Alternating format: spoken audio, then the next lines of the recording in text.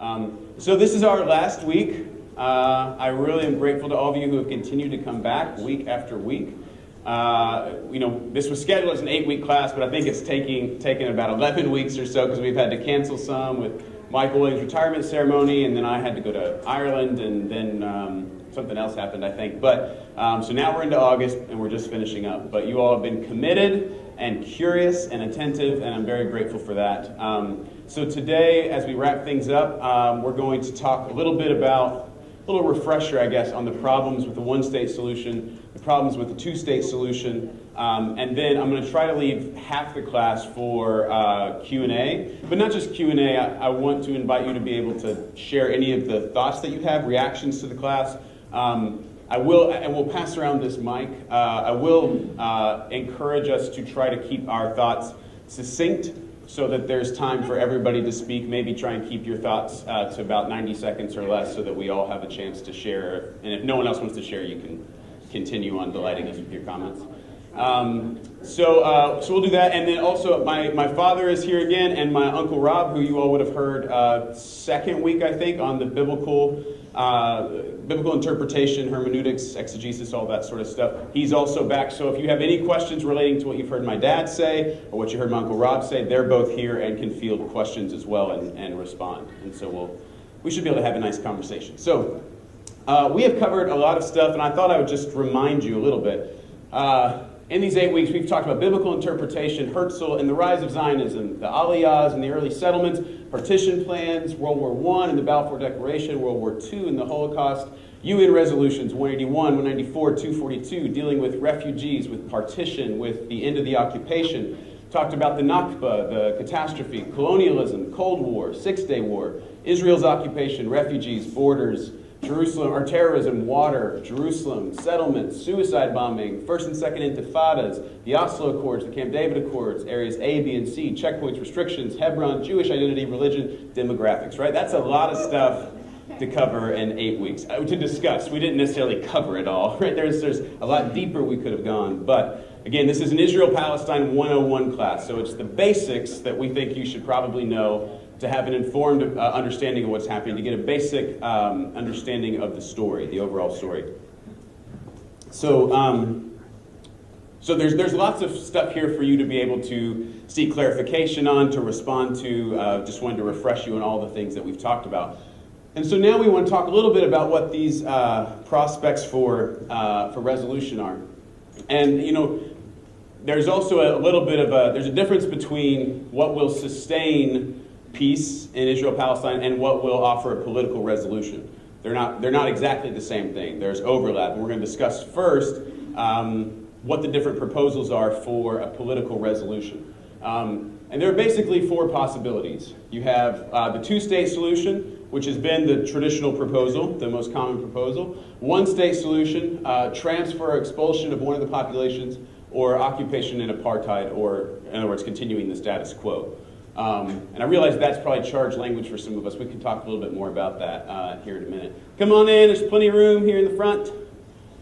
So let's talk about two-state solution. Two-state solution being the proposal to have an Israeli state, a Jewish state, and a Palestinian state side by side. And for those who are just coming in, by the way, there's an iPad going around that if you would like to stay informed about updates for our upcoming tour in 2019 to Israel-Palestine, you can just type in your email and hit the green subscribe button, and it'll log you in. Right over here. Are you wanting it there? Yeah. So if you want that, just signal, or you can come up and after class and write your email down, and that will be just fine. So two-state solution, an Israeli state, a Jewish state, and a Palestinian state side by side. Traditional proposal would say it's within the 1967 borders, so that you have the West Bank and the Gaza Strip as the Palestinian state, and then Israel proper, as it stands today, as the Jewish state. So, what are the problems with that? First problem would be, what do we do with the settlements? Right? We have over 600,000 Israeli citizens, Israeli Jewish citizens, living inside the Palestinian territories, inside what has been proposed as a Palestinian state. And most of them probably would not willingly leave. I don't know if any of you would have seen news coverage in 2005 of Israeli soldiers having to pick up and remove the settlers from Gaza, who Ariel Sharon, prime minister at the time, decided to remove the settlers from the Gaza Strip, but many of them refused to go, said this was their home, they're not leaving, they've raised their kids there, and so there was, on television you could see the Israeli soldiers picking up their own citizens and carrying them out of their homes. And so you might be in a very similar situation in the West Bank, people who simply refuse to leave their homes, because many of them would have been there for 40 years, 50 years, right? It's a long time. So it's many would say, in fact, that the settlements, are the largest obstacle to a political resolution in terms of a two-state solution. How are we going to create a Palestinian state with 500,000 Israeli citizens living inside that Palestinian state who most likely wouldn't agree to leave and also likely would not agree to take Palestinian citizenship? Right? Because you could offer something like that. Well, you can stay in the West Bank, but you'll be Palestinian citizens. Well, what happens with those who refuse to leave and refuse to be Palestinian? They'll want to hold on to their Israeli identity. So that's a major complication. What about the borders? Remember, Israel's never declared its borders. Is it going to be based on the 1967 borders, what we talked about here, the green line? Is it going to be based on the wall? Remember, which cuts into 86% of the 86% of the wall is inside the West Bank, and there have been proposals within the Israeli parliament to just let the wall be the new border and two-state solution, which feeds into the claim that the wall is more about land grabbing than it is about security, right?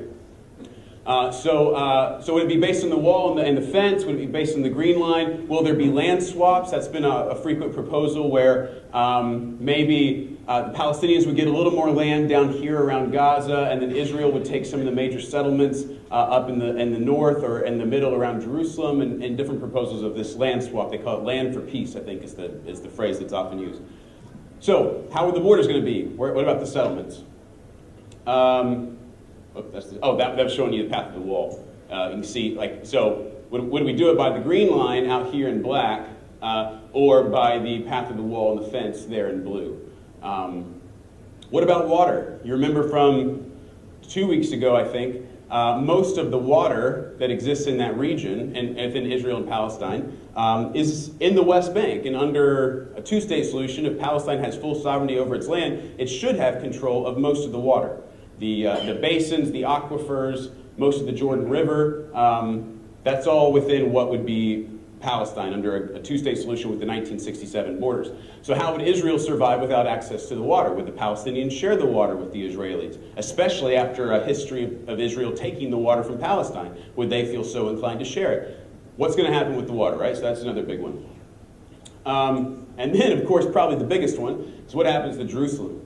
If you have a two-state solution, does Israel get to keep all of Jerusalem? Do we create some kind of international territory around Jerusalem and Bethlehem, or just around Jerusalem, which had been, remember, that's the proposal from the 1937 Peel Commission, or 36 Peel Commission, the 1947 UN partition, the first United Nations partition. All of the proposals have included Jerusalem being an international territory. And in fact, most of the world, or at least the EU, the UN, still recognize that that's what it should be. It should be international territory, and that Israel is occupying East Jerusalem, because the proposals, the only official proposals that have been accepted, have been what they call the corpus separatum, the separation of Jerusalem. So is it going to be divided? Are the Palestinians going to get East Jerusalem as their capital, as they have continually claimed? Is Israel going to get to keep all of Jerusalem, as it has claimed? And remember, it made a law in 1980, the Jerusalem Law, that Jerusalem could never be divided. Will it be international? And this is what I think most of the negotiations keep breaking down on. I was talking to a guy yesterday who works for an organization called Beyond Conflict, and he does a lot of neuroscience research on the connection, how the brain responds to stress, trauma, empathy, storytelling, really kind of a neuroscience approach to doing peace building. It's very fascinating. But he said that there was actually a neuroscience study in Palestine, I think it was a few years ago, where they hooked a lot of Palestinians in the West Bank up to brain scanners and then asked them questions about land swaps, about borders, and so on and so forth. And he said the part of the brain that lit up for those questions was the part of the brain that does cost-benefit analysis, right? Well, how will this benefit me? Where can we? It's the negotiating part of the brain. But then when they asked them questions about Al-Aqsa, about Jerusalem, it lit up an entirely different part of the brain, the part of the brain that holds the sacred values, the things that are non-negotiable, that you fight and kill for.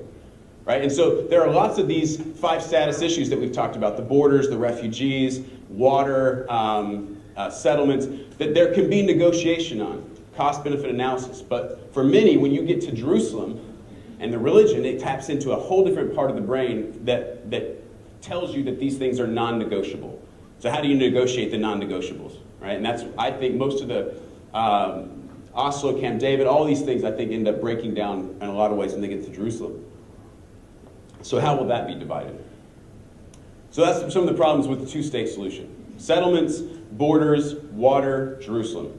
Right? Many of those 5 final status issues.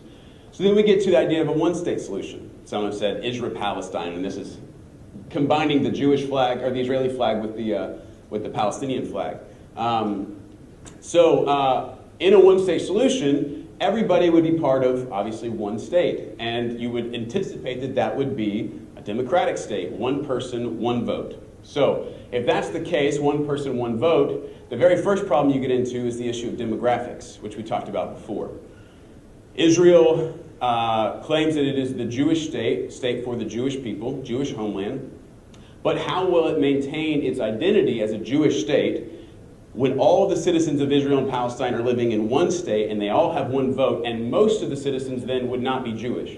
Right? Palestinians already outnumber the Jews slightly, and they have a higher birth rate. And then and what about refugees? Are we going to allow Palestinian refugees to come back? And if so, then the scales are quite tipped. And why would Palestinians vote in favor of living inside a Jewish state that by its definition then disfavors them, at least in some way? And so then you have the risk of a Jewish state no longer existing as a Jewish state. Again, not that the Jewish people can't live there, it's just that the identity of Israel as a Jewish state would likely cease to exist because the majority of the population would not agree to that. Why would they? And so many within Israel, many Zionists, again, not necessarily Zionists who think the Jews should take over all of the land. There are some who would say that. But many who are Zionists would simply say, I'm Zionist in the sense that I believe that the Jews have the right to a homeland in our ancestral home. We should be able to have a Jewish state there. And many would say, but not if it means the Palestinians can't have their state. They'd support a 2-state solution. But a 1-state solution is very scary to many people in Israel. Some of my connections there who are strong supporters of a Palestinian state, strong supporters of freedom for the Palestinians, of equal rights, are very nervous about this because they know what it will mean is the end of Israel as a Jewish state, and that feels very threatening. So that's a major problem with the 1-state solution. So then you get into that issue of democracy. Well, can a truly democratic nation be a Jewish state? If we all, tried to inscribe into the, United States Constitution that it's a Christian nation or a Muslim nation or whatever else, would we be able to say it's democratic if we're saying that we're favoring certain people over another or that one identity is lifted up over another? So can it be democratic and Jewish? Not that Jewish people are not democratic, but can a nation state claim to be Jewish or Christian or whatever else and also be democratic, especially when most of your population are not Jewish, or is not Jewish? And so then also, how will the minorities be protected? There's one theologian named Tony Campolo who had a quote that was, the mark of a true democracy is not that the majority wins, the majority rules, but it's that it's safe to be in the minority, which I think is a helpful way to think about it. So will minorities be safe here? And in a 1-state solution, that would be the Jews, more than likely. Will they be safe? How will their securities be protected? Especially if the people who will likely come to power, if it's a true democracy, would be the people who have been suffering under Israel's rule for 60 years. Right? See how complicated this gets really quickly.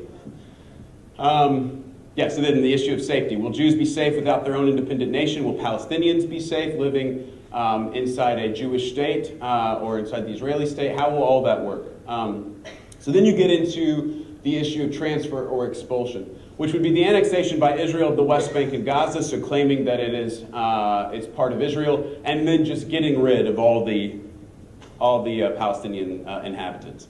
4.4 million Palestinians from Gaza and the West Bank, and possibly even the almost 2 million Palestinians who live inside Israel. Or it could go the other way, the departure or expulsion of Jewish Israelis and the creation of an Arab Palestine. Now, I feel very confident this will never happen, right? We're past that.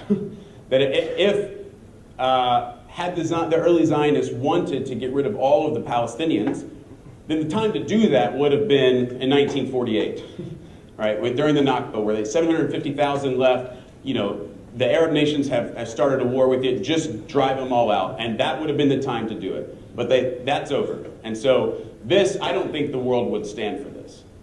However, the world has stood for a lot of things so far. We've turned our back to a lot of things.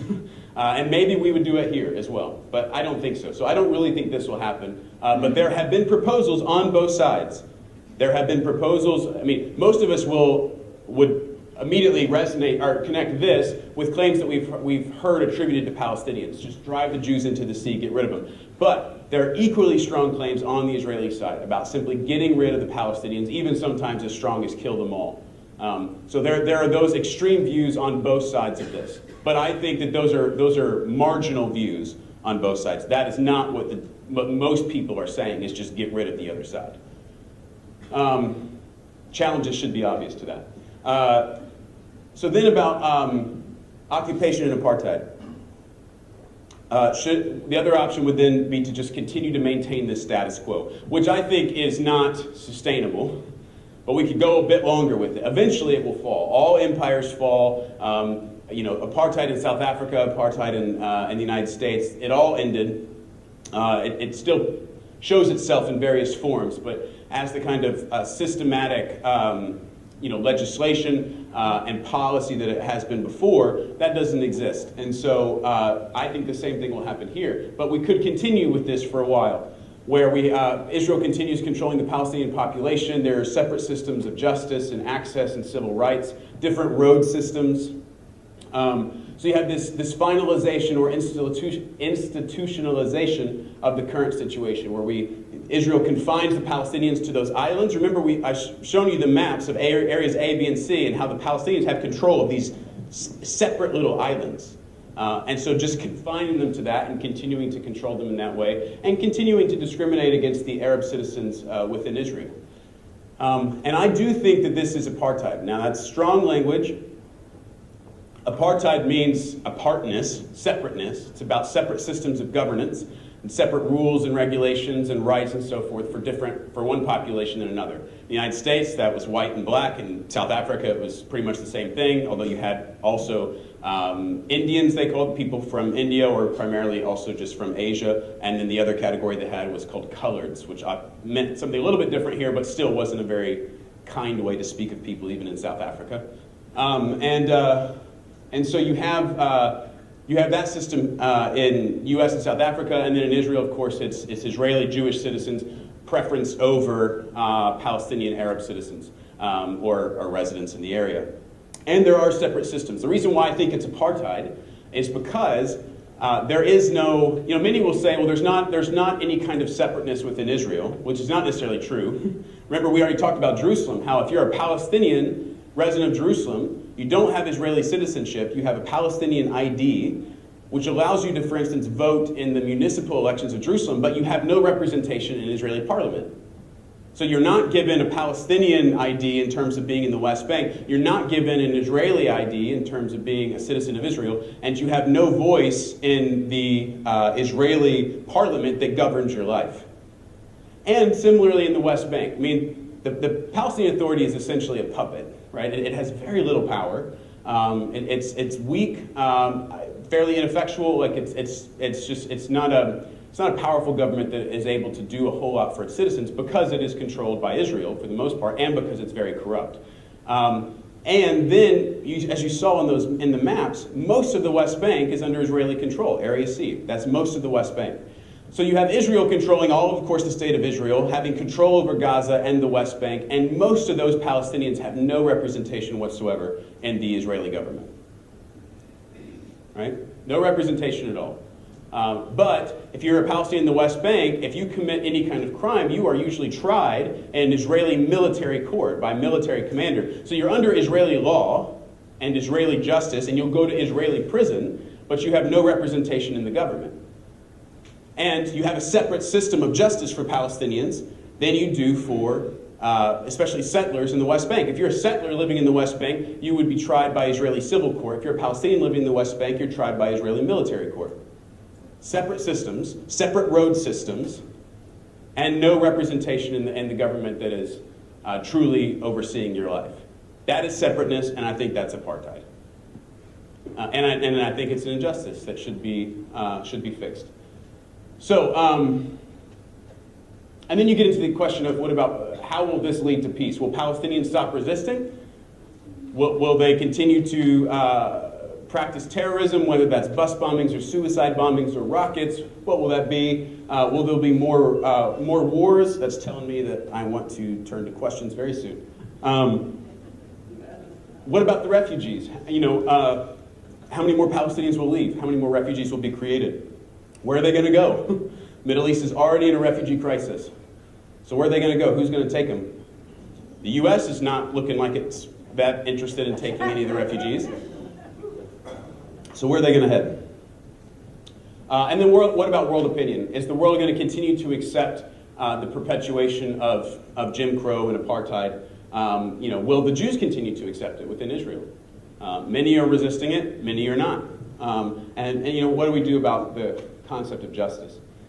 So those are just to show you some of the problems, some of the obstacles that are being faced in a one state and a two state, in the transfer expulsion of one population, or of continuing the status quo. There's no easy answer to this, which is one reason why it's gone on for 100 years.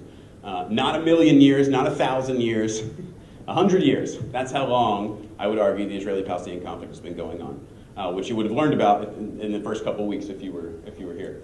I feel like I'm trying to do this in 2 minutes. This is just to say that even after the resolution has happened, even after we've solved these issues, you need people for, as the phrase goes, we need people for the day after peace. Because how is this system of justice that we're setting up, how is it going to be maintained?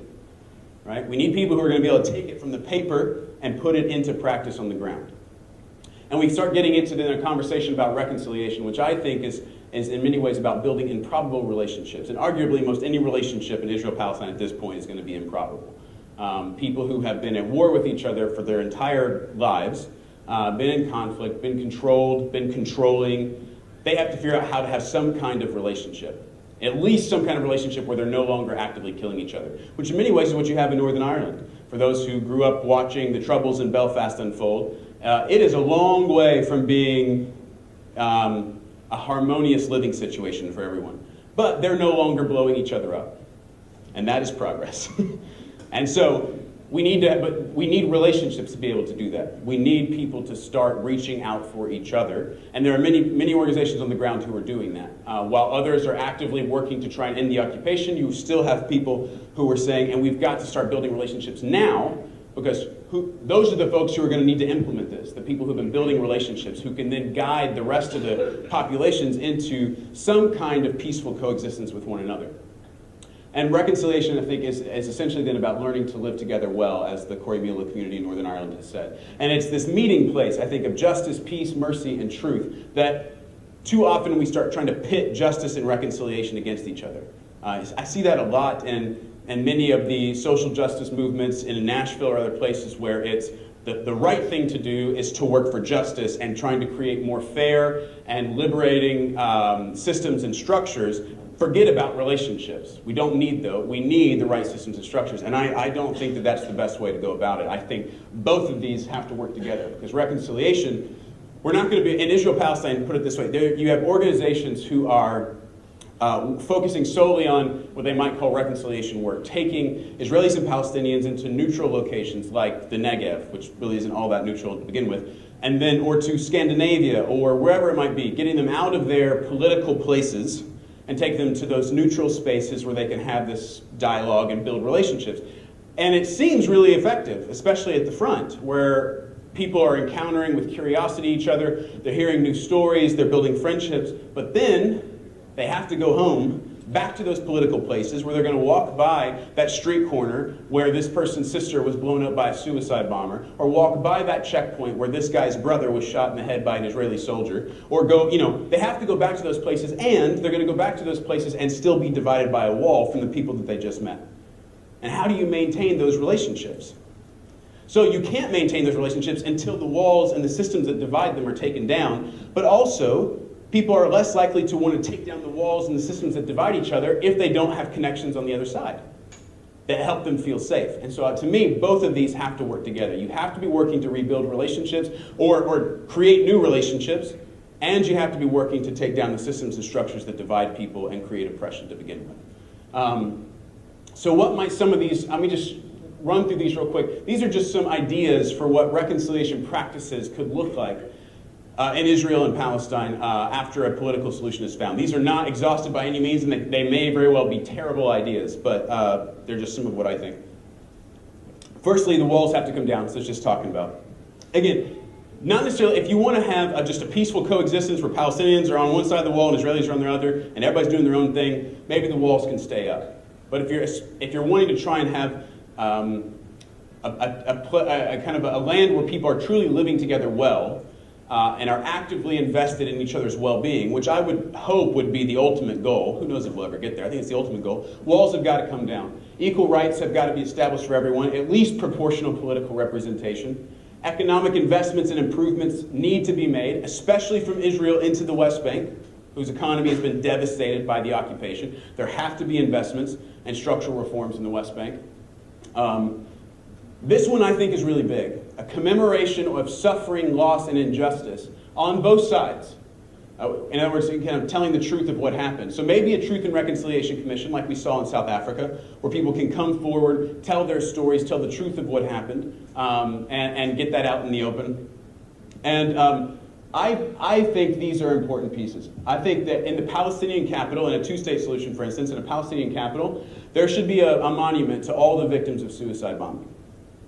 All the people that the Palestinian suicide bombers or Palestinian terrorism, whatever language you want to use, all the ones who have died from that, I think it would be worthwhile. It would be a big step in the Palestinian capital to have a monument to all those victims. And likewise, inside Israel, I think there should be a monument in every Palestinian town and village that was destroyed by Israeli soldiers or by Zionist soldiers during the Nakba. All, 500 and something villages. Just like in the United States now, there's a movement to establish a marker in every single site of a lynching. Right? Keep that alive. Don't let people forget that white people did that to black people in this country. And there's going to be a lynching site, or a lynching monument at every site. And I think similar efforts need to be made within Israel, a monument to every Palestinian town and village cleared. I think that there should be, Palestinian students should be required to visit the Holocaust Museum, Yad Vashem, in Jerusalem. And I think that Israeli students need to be required to visit a Nakba museum, which I don't know that one exists yet, and I think it should be built probably in East Jerusalem. So all Palestinians have to go to the Holocaust Museum, and all Israelis need to go to the Nakba Museum. Yes?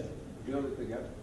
Build it together. Oh, that's really interesting, yeah. Yeah, in that way, it's not a separation. It's a group of people who are seeing both sides of the perspective. Yeah, that's a very nice idea. Thank you. So you're suggesting to build it together. Build these museums together, or at least the Nakba Museum. Shared education. If you've done any study on conflict resolution and reconciling societies that have been in conflict for a long time, this is one of the most important ones to sustain it, is integrating the education systems. And many conflict theorists would say you got about 15 years, a 15-year window to get this done before the conflict will start coming back. And that's when people are getting a little bit nervous in Northern Ireland, for instance, because of this issue. They haven't fully integrated the school systems, and they are worrying that some of this stuff is going to begin to come back. Tensions are rising again. So shared education, where we integrate students in school systems, try to find some sort of shared historical narrative. This, I think, will be one of the biggest challenges that they'll face. How do we tell the story? Can we tell the story in similar ways? Or at least, can we tell the story in different ways and still respect the differences? How will all that work? And languages. Because how in the world are you going to reconcile people who don't speak the same language? So I think Palestinian students need to be studying Hebrew, and Israeli students need to be studying Arabic, just for starters. So these are just some ideas of, about after we've had the political solution, after we've dealt with refugees in Jerusalem and settlements and water and borders. These are some of the things that might need to come next. Great. Okay, I'm going to pause there. We have 25 minutes, and we've got a microphone. Again, my uncle Rob is here, my father David is here, and if you have questions, we'll start this going. We'll go right back here, and then we'll come up here. Several years, I'm David, by the way. Several years ago, I saw on television a trial program of Jewish and I guess Palestinian kids going home with each other after school to try and build some of these relationships at the early, like grade school age level. Is any of that going on still? It's a great question. I don't know about particular programs like that. John, Dad, Rob, any of y'all know anything about that? There are a number of programs similar to that within the religious community and in the political community, the secular community as well. The problem that the next generation is facing, as Michael mentioned, is that those conversations occur and then people have to go back to this reality. And what many of our Palestinian friends are expressing is the challenge of their children getting to know Israeli children, becoming friends with them, and then facing the fact that within 10 years the Israeli kids will all be in the military and will all be armed and will all be pointing weapons at their Palestinian friends when they cross a checkpoint. And so many of the Palestinian parents are just saying this doesn't make sense. Until there's a political solution, we're going to stop pretending like that we can normalize relationships. So on the Palestinian side, they call this normalization, acting like things are okay when they're not okay. I was recently at a summit overseas, and there are people from all over the world, including some Jewish Israeli young people and some adults, and some Palestinian young people and adults.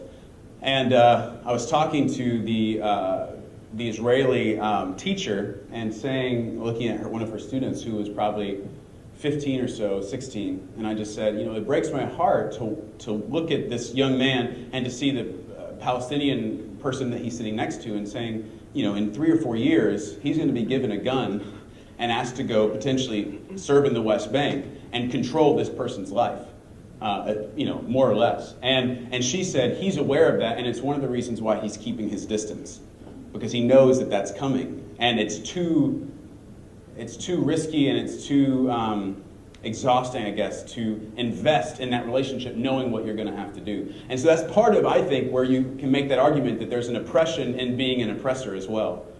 That the fact that his country is occupying and oppressing someone else is keeping him from investing in relationships with people that he's curious, he has curiosity about their lives. He wants to invest, but he won't because he knows what he has to do. Because it's the law for his country. Yeah. For those of us who want to stay updated, can you recommend one news source? One news source. That would provide objective coverage on one. I don't want to have to read 3. Yes. One. Okay. One news source. Which is the best? Well, what if I mention 3 for other people who want to read more, and then you just choose which one you want? As long as if I go to one of those 3, I'm going to get complete updated objective coverage. Well, let me say this. There are a lot of places you can get updated coverage. Finding objective coverage is a whole different thing. How to determine whether or not it's objective is really, really complicated.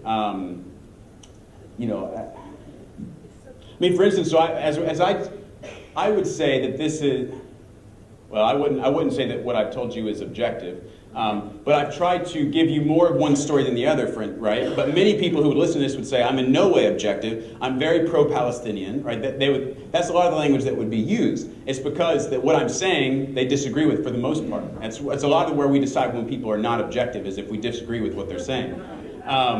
So I don't know which one. Jewish Voices for Peace. I would say Jewish Voice for Peace. Just to make this point, there are so many news sources that will give you a more complete story than you can get here. Mm-hmm. But for the sake of this issue of objectivity, I think the safest thing for Americans to do is to go to a Jewish news source. Mm-hmm. So jvp.org, Jewish Voice for Peace. You can subscribe through Facebook. You can go through their email list, but they give daily updates on a more complete story. It's an American Jewish organization that is pro-Israeli but anti-Zionist.